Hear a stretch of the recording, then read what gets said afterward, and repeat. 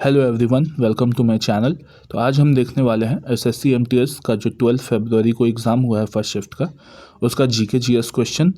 सारे क्वेश्चन देखेंगे, इंग्लिश के भी क्वेश्चन इंक्लूडेड है इसमें। इससे पहले भी जितने भी शिफ्ट हुए हैं उसका सारा वीडियो मैं प्लेलिस्ट में डाल दिया हूँ। चैनल पर जाकर के आप 1.5x स्पीड पर देख सकते हैं, क्योंकि बहुत सारे क्वेश्चन और टॉपिक्स रिपीट हो रहे हैं। इस शिफ्ट में भी 5 से 6 टॉपिक जो है वो रिपीट हुए हैं। अगर आप पूरे वीडियोस देख लेते हैं तो 15 से 16 सवाल जो है आप बना सकते हैं जीके जीएस से, क्योंकि सब ऑप्शन से ही रिपीट हो रहा है। और हाँ, इधर ना रांची म्यूनसिपैलिटी का इलेक्शन होने वाला है, तो थोड़ा अनाउंसमेंट और वो गाना वाना नहीं बजाते हैं सब ये करने के लिए, प्रचार करने के लिए। तो अगर उससे आपको थोड़ा प्रॉब्लम हो तो उसके लिए I am sorry. I hope मैं ट्राई करूँगा कि आपको ज़्यादा दिक्कत ना आए। तो आज का पहला क्वेश्चन है हमारा, how many private commercial banks were nationalised in India in 1969।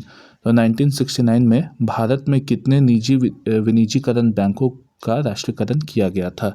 6, 10, 14 या 20?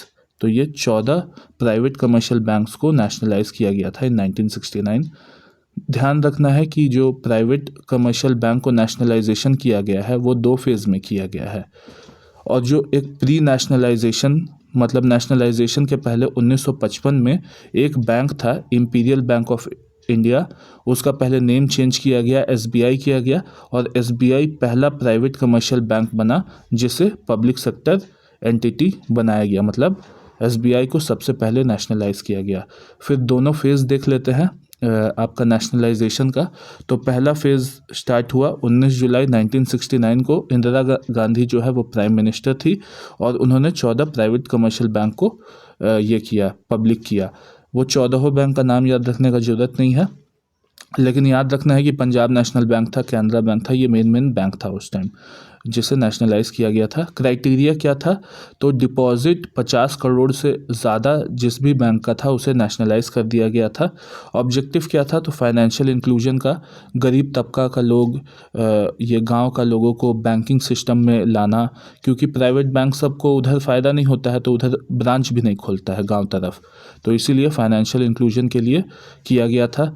एग्रीकल्चर और स्मॉल इंडस्ट्रीज़ को क्रेडिट भी नहीं देता था प्राइवेट बैंक्स, इसलिए भी। और बैंकिंग सेक्टर को स्टेट के अंडर लाने के लिए ये डिसीजन लिया गया था। ठीक है, सेकेंड फेज़ देखते हैं। तो इसमें 6 बैंकों का ये राष्ट्रीयकरण किया गया था। ये 15 अप्रैल 1980 में किया गया था। इसका क्राइटेरिया क्या था? तो डिपॉजिट जिस भी बैंक में 200 करोड़ से ज़्यादा का था उसे नेशनलाइज कर दिया गया था। इसमें आंध्रा बैंक था, corporation bank, new bank of India जिसे बाद में पंजाब नेशनल बैंक में मर्ज कर दिया गया 1993 में, ओरिएंटल बैंक ऑफ कॉमर्स था, पंजाब एंड सिंध बैंक, और छठा था विजया बैंक। तो ये यहाँ पे आपको ये याद रख सकते हैं, ठीक है, कौन कौन सा बैंक था, क्योंकि ये कम नंबर ऑफ बैंक्स था तो क्वेश्चन आ जाता है। Next question, Sammi dance is a famous folk dance of which state?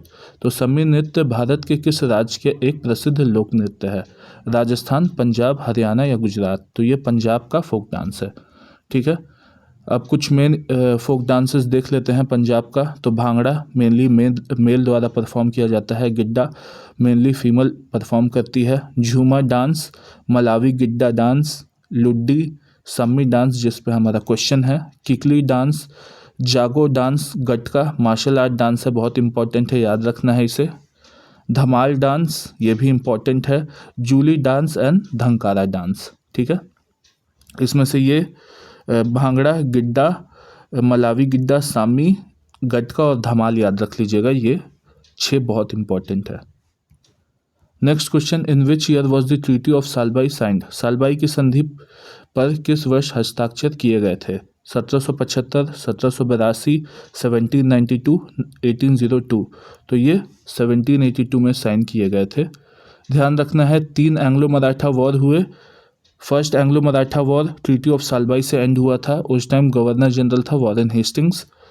Second Anglo Maratha war treaty of बसीन से एंड हुआ था और उस टाइम था लॉर्ड वेलेस्ली आपका गवर्नर जनरल। और ट्रीटी ऑफ मंदसौर से मराठा कन्फेडरेसी को ख़त्म ही कर दिया गया इंडिया में, तो ended Maratha power in India, और उस टाइम गवर्नर जनरल कौन था? तो लॉर्ड वेलेस्ली। ठीक है, next question, which is the main coordinating body part of the human body.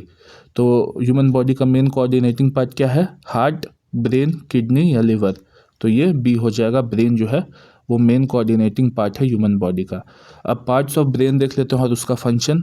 तो सेरेब्रम जो है वो थिंकिंग कंट्रोल करता है, मेमोरी जो होता है, इंटेलिजेंस जहाँ से आईक्यू मेजर करते हैं, वॉलेंट्री एक्शंस, वॉलेंट्री एक्शंस जैसे आप किसी चीज़ को उठाना चाहते हैं, आप ये कॉफ़ी का कप उठाना चाहते हैं तो आप जो चाहें आप उठा लिए, तो उसमें सेरेब्रम यूज़ होता है। सेरेबेलम बॉडी का बैलेंस मेंटेन करता है, पोस्चर मेंटेन करता है और मसल के बीच में कोऑर्डिनेशन बैठाता है। ठीक है। मेडुला ऑब्लोंगाटा इनवॉलेंट्री एक्शंस को कंट्रोल करता है, ब्रीदिंग हो गया, हार्ट बीट हो गया, दिल का धड़कना, ये सब मेडुला ऑब्लोंगाटा कंट्रोल करता है। पॉन्स जो हो गया, पॉन्स क्या करता है? तो रेस्पिरेशन को असिस्ट करता है, सांस लेना, और ये ब्रेन का जो डिफरेंट पार्ट है ये सब को कनेक्ट करने में हेल्प करता है। और मिड ब्रेन जो है वो विजुअल और ऑडिटरी रिफ्लेक्सेस, अगर कोई चीज़ टूट करके आपके सामने से गुजर रहा है तो आपको सोचने का टाइम नहीं मिलेगा, लेकिन फिर भी आप उससे बच जाइएगा। तो ये मिड ब्रेन का कमाल होता है। ये हिंदी में है, एक बार रोक के पढ़ लीजिए वीडियो। हाँ, तो शॉर्ट ट्रिक देखते हैं। Cerebrum thinking, cerebellum balance, medulla life functions. ठीक है, 2-3 बार ऐसे लिख लीजिएगा कॉपी में ना, तो बिल्कुल याद हो जाएगा। Next question, in which year was the first national judo championship organised. तो पहली नेशनल जूडो चैम्पियनशिप किस वर्ष आयोजित की गई थी? 1965, 1966, 1970 या 1982। तो ये हो जाएगा 1966 में। ठीक है, 1966 में पहला judo championship, national judo championship organise किया गया था। ऑर्गेनाइज किसने किया था? तो जूडो फेडरेशन ऑफ इंडिया। और ये चैम्पियनशिप ऑर्गेनाइज करने के 1 साल पहले ही जूडो फेडरेशन ऑफ इंडिया का एस्टैब्लिशमेंट हुआ था। न्यू दिल्ली में हेडक्वार्टर है।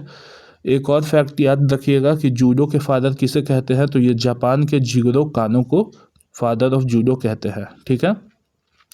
जूडो को 1964 टोक्यो ओलंपिक्स में पहली बार ऐड किया गया था, और वुमेन जूडो को 1992 बार्सिलोना ओलंपिक में पहली बार ऐड किया गया था। ठीक है। एशियन गेम्स में इंडियन प्लेयर्स ने जूडो में सियोल एशियन गेम्स में 1986 में मेडल्स जीता। Next question, which of the following is a peninsular river. Ganga, Indus, Mahanadi या ब्रह्मपुत्र। तो पेनिनसुलर रिवर जो है इसमें से ये महानदी है। 2 टाइप का रिवर होता है, एक होता है पेरेनियल रिवर, एक होता है पेनिनसुलर रिवर। पेरेनियल रिवर जो है वो ग्लेशियर से निकलता है और उसका main source of water glacier होता है, और वो पूरे साल ये उसका फ्लो काफ़ी अच्छा होता है उसमें पानी का। क्योंकि ग्लेशियर पिघल रहा है और पानी का फ्लो आ रहा है। और जो पेनिनसुलर रिवर होता है उसका मेन सोर्स ऑफ वाटर जो है वो रेन होता है, रेन फेड रिवर। तो इसीलिए पूरे साल भर जो है उसमें पानी का उतना ज़्यादा अच्छा बहाव नहीं देखने को मिलता है। ठीक है, पेनिनसुलर और प्लेटू रिवर देख लिया हमने। की कैरेक्टरिस्टिक क्या है? तो मोस्टली सीजनल होता है पेनिनसुलर रिवर, शॉर्ट लेंथ होता है। हिमालय रिवर काफ़ी लंबा मतलब काफ़ी लार्ज इन शेप होता है, मतलब लेंथ काफ़ी होता है। फ्लो ओवर हैंड होता है, रॉकी टेरेन तरफ से निकलती है। वाटरफॉल और रैपिड्स बनाती है। ये आपका ये है क्या बोलते हैं, फिजिकल फीचर है जो कि रिवर्स बनाती है। और स्मॉल बेसिन्स होता है लगभग। ठीक है। हाँ, वीडियो पॉज कर दिया था मैंने, वो काफ़ी साउंड आ रहा था इसलिए। आई होप प्रॉब्लम ना हुआ आप लोग को। हाँ, पेनिनसुलर रिवर देखते हैं। तो पेनिनसुलर रिवर का एग्जांपल देखते हैं तो महानदी, गोदावरी, कृष्णा रिवर, कावेरी रिवर और नर्मदा रिवर। इसका मैंने ओरिजिन भी दे दिया है। सिहावा छत्तीसगढ़ से निकलती है महानदी रिवर। गोदावरी महाराष्ट्र के त्र्यंबकेश्वर ब्रह्मगिरी हिल्स से निकलती है जो कि नासिक में है। Krishna river Mahabaleshwar western Ghat of Maharashtra से ओरिजिनेट करती है और बे ऑफ बंगाल में जाकर के ड्रेन कर जाती है। कावेरी रिवर ताल कावेरी ब्रह्मगिरी हिल्स कर्नाटका से निकलती है, और ये भी आपका west to east flowing river है। नर्मदा रिवर ये वेस्ट फ्लोइंग रिवर है। ये अमरकंटक प्लेटू से निकलती है मध्य प्रदेश से, और जा कर के अरेबियन सी में ड्रेन कर जाती है। ठीक है। Next question, the famous Hawa Mahal of Jaipur is primarily dedicated to which god? Jaipur का प्रसिद्ध हवा महल मुख्य रूप से किस भगवान को समर्पित है? भगवान शिव, भगवान कृष्णा, भगवान राम या भगवान गणेश? तो ये भगवान कृष्ण को डेडिकेटेड है जयपुर का हवा महल। ठीक है, ये जो है ये 5 स्टोरी स्ट्रक्चर है हवा महल। ये भगवान कृष्ण के क्राउन का शेप से इसका आइडिया लिया गया है। वो भी 5 ये क्राउन में जो है वो 5 पॉइंटेड एरियाज़ हैं भगवान कृष्ण के। 1799 में बनाया गया था कछवाहा राजपूत रूलर सवाई प्रताप सिंह के द्वारा, जो कि लॉर्ड कृष्णा के बहुत बड़े भक्त थे, फॉलोअर थे। और ये हवा महल का आर्किटेक्ट है लालचंद उस्ताद। ये बहुत इंपॉर्टेंट है, लालचंद उस्ताद को याद रखिएगा। ये हवा महल में 953 ब्यूटीफुली डिज़ाइन छोटे छोटे विंडो है जिसे झरोखास कहा जाता है। ठीक है, next question, in which month is the feast of saint Francis primarily celebrated in Goa? अक्टूबर, नवंबर, दिसंबर या जनवरी? तो ये 3 दिसंबर को मनाया जाता है सेंट फ्रांसिस का जेवियर का फीस्ट। क्यों? क्योंकि इस दिन इनका डेथ हुआ था। ठीक है, ध्यान रखना है डेथ इनका जो है वो सांगचुआन आइलैंड चाइना में हुआ था, ना कि इंडिया में। और ये जो है स्पेन से आए थे इन 7 अप्रैल 1506 इंडिया में पहली बार। किंगडम ऑफ नवारे ने इन्हें भेजा था इंडिया में ये क्रिश्चियनिटी को प्रमोट करने के लिए। ये रोमन कैथोलिक क्रिश्चियनिटी को फॉलो करते थे। गोवा में आए थे 1542 में। इन्होंने गोवा, तमिलनाडु और केरला के कोस्टल रीजन्स में बहुत सारे कन्वर्जन्स भी किए थे क्रिश्चियनिटी में। ठीक है, और इन्होंने फाउंड किया था society of Jesus Jesuit pursuit in India, या उसको बोलते हैं apostles of Indies, apostles of the East. इनका मॉर्टल रिमेन्स जो है, पहले तो इन्हें सांगचुआन आइलैंड चाइना में ही दफन कर दिया गया, लेकिन फिर जो है इनके फॉलोअर्स जो है इनका रिमेन्स को ओल्ड गोवा के basilica of Bom Jesus church पे लेकर के और वहाँ प्रिजर्व किया गया। बेसिलिका ऑफ बॉम जीसस जो है चर्च, ये यूनेस्को वर्ल्ड हेरिटेज साइट में भी ऐड किया गया है, तो ध्यान रखना है basilica of Bom Jesus. Next question, Pandavi kirtan is the traditional form of devotional music primarily associated with which state? तो पंडावी कीर्तन परंपरा भक्ति संगीत का एक रूप है जो मुख्य रूप से किस राज्य से संबंधित है? वेस्ट बंगाल, राजस्थान, कर्नाटका या केरल? तो ये वेस्ट बंगाल से संबंधित है। ठीक है, पंडावी कीर्तन। ये सब पॉलिटिशियंस, हर लेवल पे लड़ने वाले पॉलिटिशियंस एक जैसे होते हैं, धोखेबाज, झूठ बोल के वोट बटोरने वाले। पंडावी कीर्तन जो है वो कृष्ण भगवान और राधा माता का लव को डिपिक्ट करता है। ठीक है, म्यूज़िकल ट्रेडिशन जो है वेस्ट बंगाल का। ये वैष्णव मूवमेंट से पॉपुलराइज हुआ था 15 to 16 सेंचुरी में, और वैष्णव मूवमेंट जो है वो चैतन्य महाप्रभु ने लीड किया था। ठीक है, ये भक्ति मूवमेंट के एक सेंट है Chaitanya Mahaprabhu. Next question, which 2 bank were merged into Union Bank of India in April 2020? तो अप्रैल 2020 में किन 2 बैंकों का विलय यूनियन बैंक ऑफ इंडिया में किया गया था? Oriental bank and commerce and United bank of India, Andhra bank and corporation bank, syndicate bank and Canara bank, Vijay bank and देना बैंक। तो ये Andhra bank and corporation bank को मर्ज किया गया यूनियन बैंक ऑफ इंडिया में अप्रैल 2020 में। आपको याद होगा, अभी मैंने पढ़ाया कि आंध्रा बैंक और कॉरपोरेशन बैंक सेकेंड फेज में नेशनलाइज होने वाला 6 में से 2 बैंक था। ठीक है, याद है ना, अभी जस्ट पढ़ाया 10 मिनट पहले। अब देखते हैं कि अप्रैल 1, 2020 में सिर्फ यही दोनों बैंक को मर्ज नहीं किया गया था, और भी बैंक मर्ज हुए थे डिफरेंट बैंक में। तो पंजाब नेशनल बैंक में oriental bank of commerce and United bank of India को मर्ज किया गया था। Punjab national bank anchor bank का काम किया, मतलब ये दोनों बैंक को इसमें मर्ज कर दिया गया। ठीक है, पंजाब नेशनल बैंक जो है वो सेकंड लार्जेस्ट बैंक है इंडिया का, फर्स्ट लार्जेस्ट जो है वो SBI है। कैनरा बैंक में सिंडिकेट बैंक को मर्ज कर दिया गया, और ये 4th लार्जेस्ट बैंक है Canara bank. Union Bank of India में आंध्रा बैंक और कॉरपोरेशन बैंक अभी हमने देखा, और यूनियन बैंक जो है वो 5th लार्जेस्ट बैंक है इंडिया का। और इंडियन बैंक में इलाहाबाद बैंक को मर्ज कर दिया गया ऑन द सेम डे, और इंडिया बैंक जो है वो 7th लार्जेस्ट बैंक है इंडिया का। तो ये सारे फैक्ट आपको याद रखने हैं, एटलीस्ट ये तो याद ही रखने हैं कि कौन सा बैंक किस में मर्ज किया गया, ताकि नेक्स्ट बार अगर क्वेश्चन आए तो आप आराम से बना लें।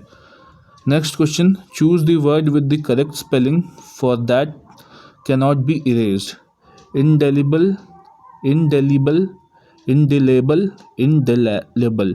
तो ये हो जाएगा option B, indelible, INDELIBLE।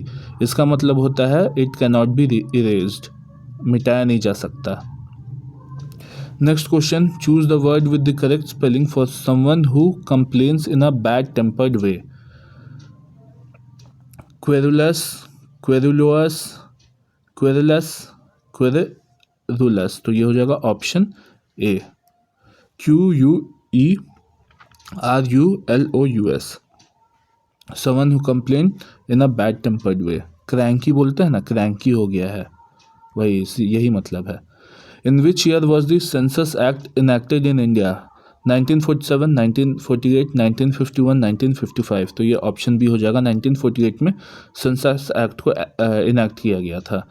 Census जो है वो यूनियन लिस्ट का पार्ट है, तो पार्लियामेंट ही इस पे लॉ बना सकता है।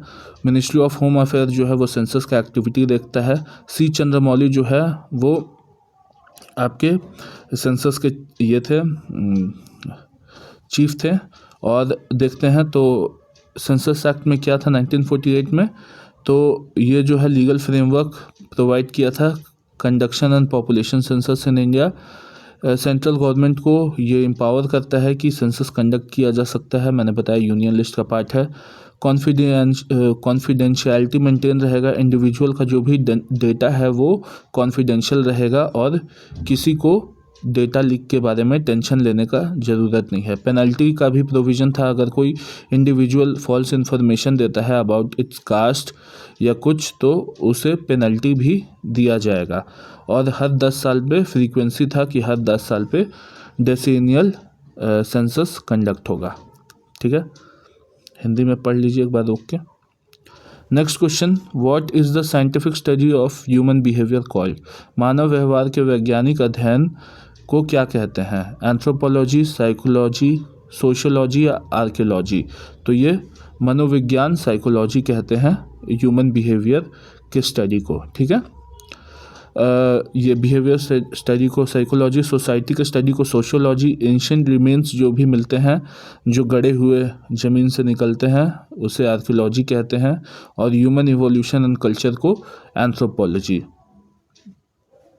Next question, which country successfully launch the satellite name चामरान-1 इन सितंबर 2024? संयुक्त अरब अमीरात, UAE, ईरान, टर्की या इज़राइल? तो ये ईरान ने लॉन्च किया चामरान-1 सैटेलाइट। ठीक है, तो ईरान ने सक्सेसफुली लॉन्च किया चामरान-1 ऑन 14 सितंबर 2024। किस रॉकेट से? तो घायम 100 रॉकेट से लॉन्च किया गया। घायम 100 जो है वो 3 stage solid fuel launch vehicle है, मतलब सॉलिड फ्यूल यूज़ होता है इसमें विद ऑक्सीडाइजर्स। ठीक है, चामरान-1 जो है वो एक रिसर्च सैटेलाइट है। ठीक है, और लगभग 550 किलोमीटर अबव अर्थ सरफेस, मतलब लो अर्थ ऑर्बिट में ऑर्बिट किया गया चामरान-1 सैटेलाइट को। Next question, choose the word with the correct spelling for a place where sweets and chocolates were sold.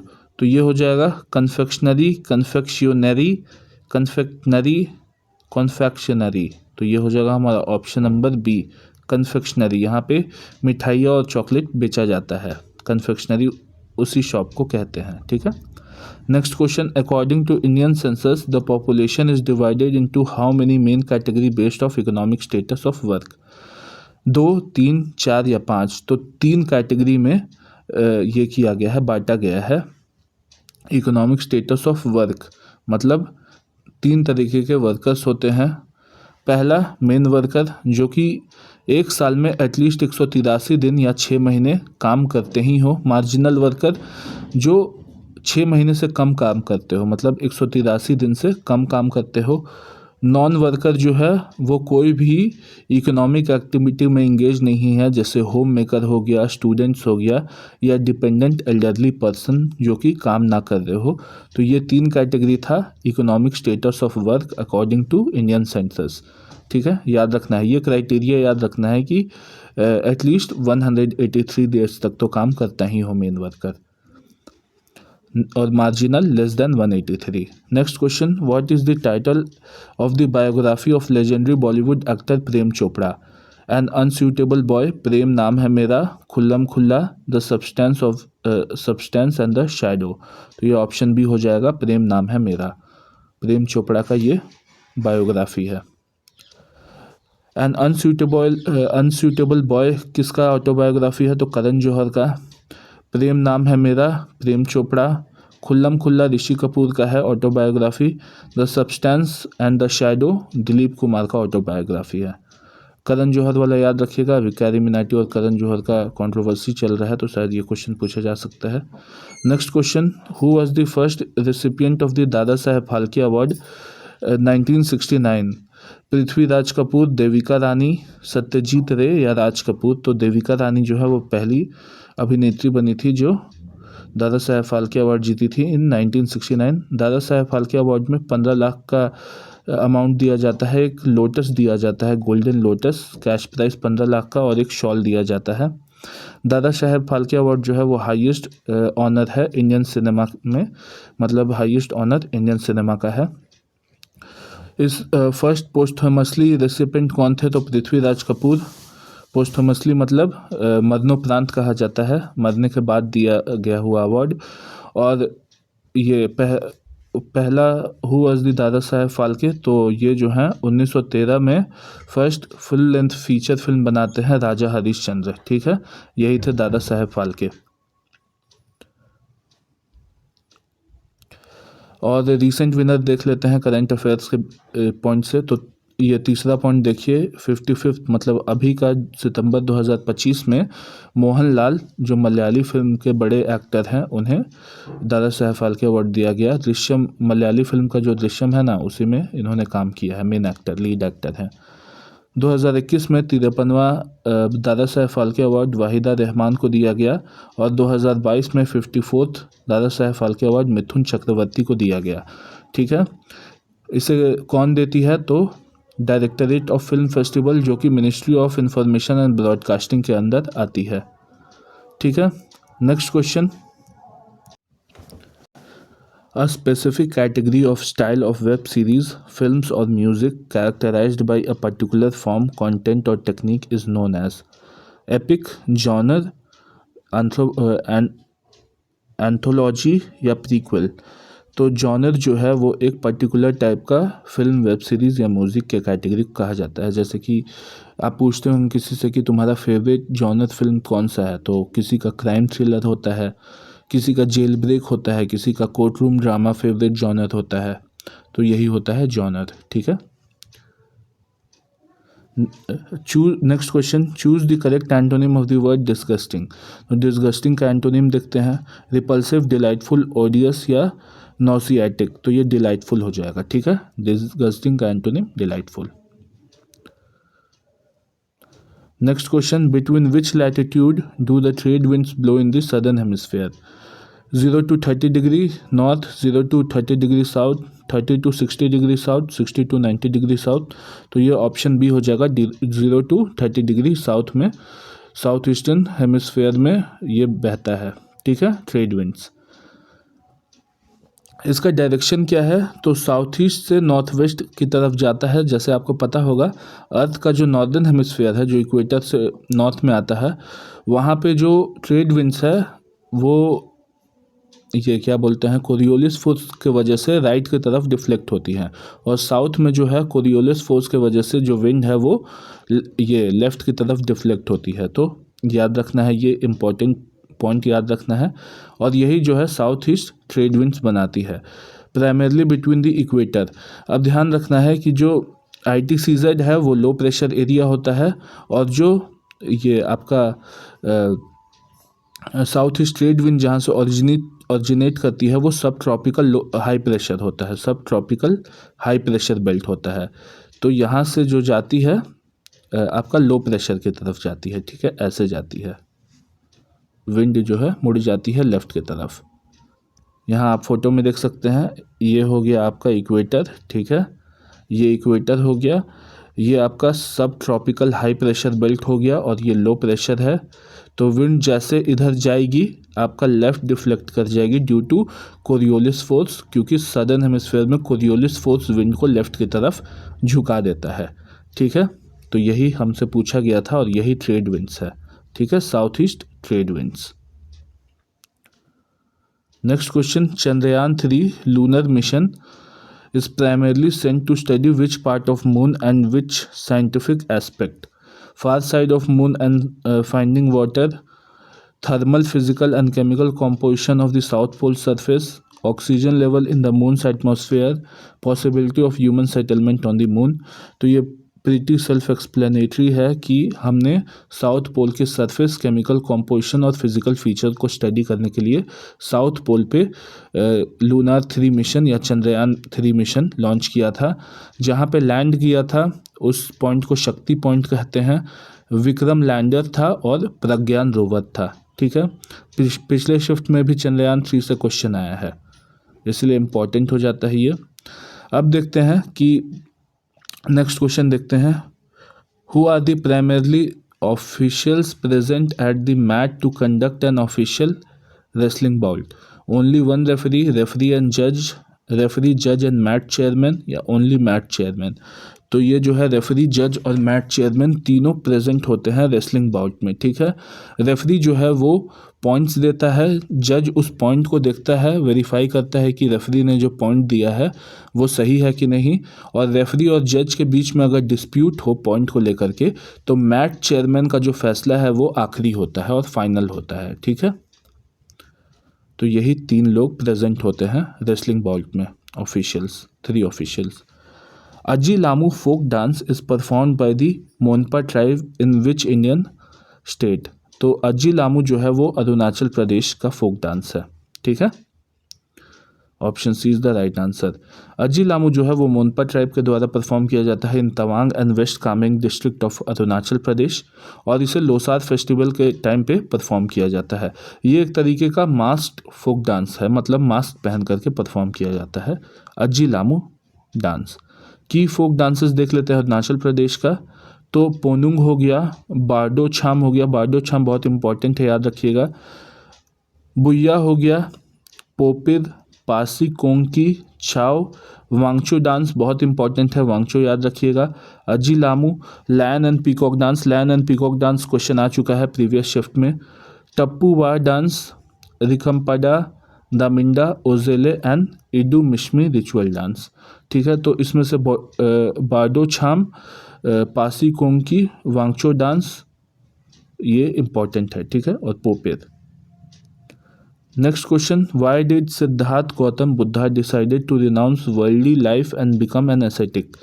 Siddharth Gautam ने सांसारिक जीवन त्याग कर सन्यासी बनने का निर्णय मुख्य रूप से क्यों लिया था?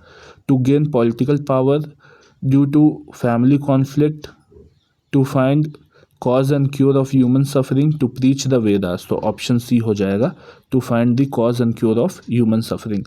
बुद्धा जब अपने चैरिटियर मतलब ये रथवाहक चन्ना कंथक घोड़ा था, चन्ना चैरिटियर था, इनके साथ जब बाहर जाते हैं तो वो 4 विजुअल्स देखते हैं, 4 दृश्य देखते हैं। कौन कौन से? तो पहला वो एक बूढ़े इंसान को देखते हैं, दूसरा एक वो बीमार इंसान को देखते हैं, तीसरा वो एक मृत इंसान को देखते हैं, मरा हुआ डेड बॉडी देखते हैं, और वो बहुत व्याकुल हो जाते हैं। फिर वो एक एसेटिक को देखते हैं जो साधु महाराज होते हैं, जो पूरे दुनिया का दुख दर्द सब त्याग करके मोक्ष की तरफ बढ़ रहे हैं, तो वो काफ़ी इन्फ्लुएंस होते हैं वो एसेटिक को देख करके।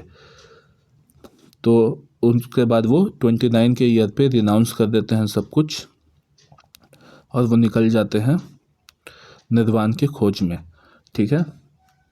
तो पहला जो है अपना सरमन वो धामेक स्तूपा जहाँ बना है वहाँ पे देते हैं, और उसे ही धर्म चक्र परिवर्तन कहते हैं, ठीक है। और जब वो घर छोड़ते हैं तो उसे महापरिनिर्वाण कहते हैं, ठीक है। Next question, what is the primary function of ILSA payload attached to the Chandrayaan three lander? To take pictures of lunar surface, to search for water, ice and surface, to detect seismic activities on the moon, to measure the density of solar wind। तो ये option C हो जाएगा, चंद्रमा पर भूकंपीय गतिविधियों का पता लगाना, ठीक है। जैसे अर्थ पे अर्थक्वेक आता है वैसे मून पे मून क्वेक आता है, तो इस बात का ध्यान रखना है आपको। सिस्मिक मेजरमेंट करेगा ये इल्सा, मून क्वेक को रिकॉर्ड करेगा। सरफेस वाइब्रेशन जो है प्रज्ञान रोवर में ये लगा हुआ है, सरफेस वाइब्रेशंस को भी ये मेजर करेगा। और मून का इंटरनल स्ट्रक्चर कैसा है, क्रस्ट मेंटल कैसा है सरफेस मून का, ये भी ये पता लगा करके देगा, ठीक है। इसमें टेक्नोलॉजी यूज़ हुआ है वो मेम्स टेक्नोलॉजी यूज़ हुआ है, micro electro mechanical system technology, जो कि बहुत छोटा से छोटा वाइब्रेशन भी पकड़ लेता है, माइन्यूट वाइब्रेशन भी पकड़ लेगा ये।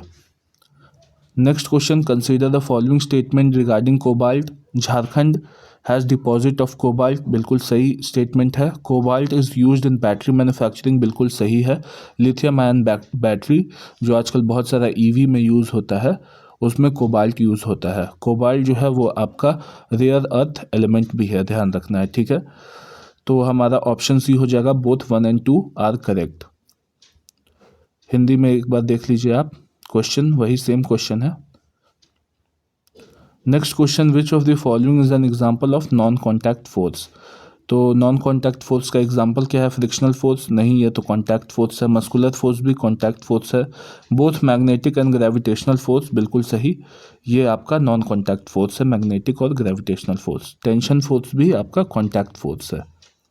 Option C is the right answer.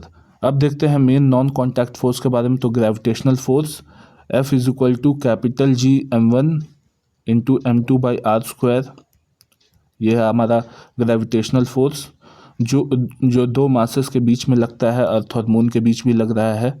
Magnetic force, magnets और मैग्नेटिक मटेरियल, मैग्नेटिक फील्ड में ये मैग्नेटिक फोर्स लगता है, ये भी नॉन कॉन्टैक्ट फोर्स का एग्जाम्पल है।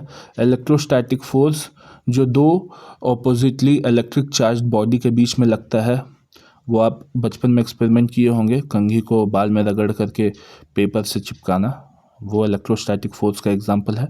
न्यूक्लियर फोर्स, ये स्ट्रॉन्ग न्यूक्लियर फोर्स है, जो न्यूक्लियस है उसमें प्रोटॉन और न्यूट्रॉन को जो बाइंड करके रखता है उसे न्यूक्लियर फोर्स कहते हैं। और वीक न्यूक्लियर फोर्स जो है ये रेडियो एक्टिव डीके के लिए रिस्पॉन्सिबल होता है, ठीक है। तो weak nuclear force radioactive decay in atoms में देखा जाता है। मेन कॉन्टैक्ट फोर्स देखते हैं तो फ्रिक्शनल फोर्स, जो दो बॉडी के बीच में लगता है, जैसे आप कार चलाते हैं तो टायर और रोड के बीच में फ्रिक्शनल फोर्स। मस्कुलर फोर्स, कोई भी मसल से जो भी फोर्स कांटेक्ट ये हुआ हो, ओरिजिनेट हुआ हो, जैसे कि इंसान आप कुछ खा रहे हैं तो जो जॉ का जो फोर्स लग रहा है तो वो मस्कुलर फोर्स कहलाएगा। नॉर्मल फोर्स, जो कि परपेंडिकुलर लग रहा हो किसी भी बॉडी के तो उसे नॉर्मल को ही 90 डिग्री कहते हैं, ठीक है। टेंशन फोर्स, कोई भी रोप या स्ट्रिंग या केबल को खींचते हैं, टेंशन फोर्स लगता है। अप्लाइड फोर्स, कोई भी पर्सन किसी ऑब्जेक्ट पे फोर्स अप्लाई कर रहा है तो उसका इनर्शिया बिगाड़ रहा है तो उसे अप्लाइड फोर्स कहते हैं। एयर रेजिस्टेंस या ड्रैग, ये फोर्स लगता है हवा में जब आप ट्रैवल कर रहे हैं एयरप्लेन या जेट प्लेन्स में। Next question, the successful launching of VLSRSAM missile was conducted from the coast line of which state? तो ये VLSRSAM मिसाइल कहाँ से सक्सेसफुल लॉन्चिंग हुआ इसका? तमिलनाडु, केरला, उड़ीसा या आंध्र प्रदेश? तो उड़ीसा से लॉन्च हुआ, ठीक है। उड़ीसा से कहाँ से लॉन्च हुआ? तो चांदीपुर में जो है आपका इंटीग्रेटेड टेस्ट रेंज अड्डा जो है उड़ीसा कोस्ट पे, वहाँ से लॉन्च किया गया इसे। VLSRSAM क्या है? Vertical launch and short range surface to air missile है, ठीक है। इसे डेवलप किया गया है इंडिजिनसली, मतलब इंडिया ने डेवलप किया है। DRDO ने इसे डेवलप किया है अलॉन्ग विथ इंडियन नेवी। हाँ, इसका फीचर क्या है? तो ये वर्टिकल लॉन्च मिसाइल है जो कि वॉरशिप से लॉन्च किया जा सकता है, और ये शॉर्ट रेंज है तो लगभग 40 से 50 किलोमीटर तक ये एक्यूरेटली हिट कर सकता है, इंटरसेप्ट कर सकता है टारगेट को। Next question, what is the primary use of bleaching powder? Calcium hypochloride. इसका फार्मूला होता है ClO Cl2। ठीक है, तो इसका कहाँ यूज़ किया जाता है? केमिकल इंडस्ट्रीज़ में। Used only for washing clothes, used as fertilizer, used as a oxidizing agent in chemical industries, used for food preservation। तो ऑप्शन सी हो जाएगा, used as an oxidizing agent in chemical industries। I am sorry guys अगर आप लोगों को problem हो रहा है तो प्लीज़। ठीक है, थैंक यू वेरी मच। अच्छा हुआ ख़त्म हो गया वीडियो। फिर चैनल पे ज़रूर आइएगा, और भी लेक्चर्स आने वाले हैं एनालिसिस के। और भी मैंने इनिशिएटिव शुरू किया है RRB NTPC का। मैं एक एक सब्जेक्ट का पूरा PYQ एक ही वन शॉट में वीडियो बनाऊंगा। एंशिएंट हिस्ट्री पर मैं काम कर रहा हूँ, लगभग 420 सवाल है, बन चुका है, मटेरियल रेडी है, बस उसे पढ़ाने का देरी है। मैं पढ़ा दूंगा। और उसके बाद मिडिवल हिस्ट्री, मॉडर्न हिस्ट्री, फिर ज्योग्राफी का, physical geography, Indian geography, economics भी मैं माइक्रो और मैक्रो दोनों पढ़ाने वाला हूँ। चैनल को सब्सक्राइब कर लीजिए, वीडियो लाइक करिए। Thank you very much. जय हिंद। आज जो भी प्रॉब्लम हुआ आपको साउंड की वजह से, बैकग्राउंड साउंड की वजह से, उसके लिए आई एम सॉरी।